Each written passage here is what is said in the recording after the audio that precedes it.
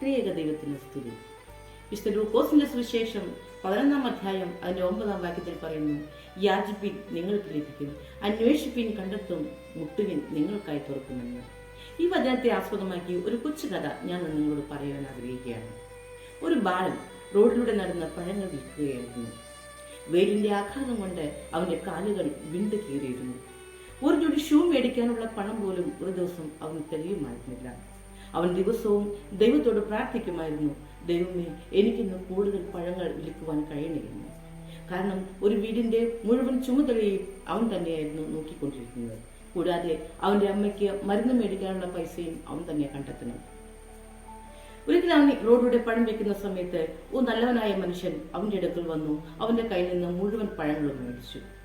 അവന്റെ കാല് കണ്ട് അദ്ദേഹത്തിന് ദയ തോന്നി തൊട്ടടുത്തുള്ള കടയിൽ നിന്ന് ഒരു ജോഡി ഷൂ മേടിച്ച് അവന് കൊടുത്തു. നീ ഇത് ധരിച്ചു കൊള്ളുക. അവന് വളരെ സന്തോഷമായി. അവൻ അതിട്ട ശേഷം അദ്ദേഹത്തിന്റെ കൈ പിടിച്ചു ചോദിച്ചു, അങ്ങ് ദൈവമാണോ? അപ്പോൾ അയാൾ പറഞ്ഞു, അല്ല മോനെ, ഞാൻ ദൈവമല്ല. അങ്ങ് ദൈവമല്ല എങ്കിൽ അങ്ങ് ഒരുപക്ഷെ ദൈവത്തിന്റെ സ്നേഹിതനായിരിക്കും. ഇത് കേട്ട് അദ്ദേഹം വീട്ടിലേക്ക് മടങ്ങി. അദ്ദേഹത്തിന്റെ കണ്ണുകൾ നിറഞ്ഞിരുന്നു. അദ്ദേഹം പറഞ്ഞു, ദൈവത്തിന്റെ സ്നേഹിതനാകുവാൻ അധികം പ്രയാസമൊന്നുമില്ല. പ്രിയരെ, നമ്മുടെ ചുറ്റുവട്ടത്ത് സങ്കടങ്ങളും പ്രയാസങ്ങളും അനുഭവിക്കുന്നവർക്ക് നമ്മളോട് താങ്ങാകുവാൻ കഴിഞ്ഞാൽ നമ്മളും ദൈവത്തിന്റെ സ്നേഹിതന്മാരാണ്.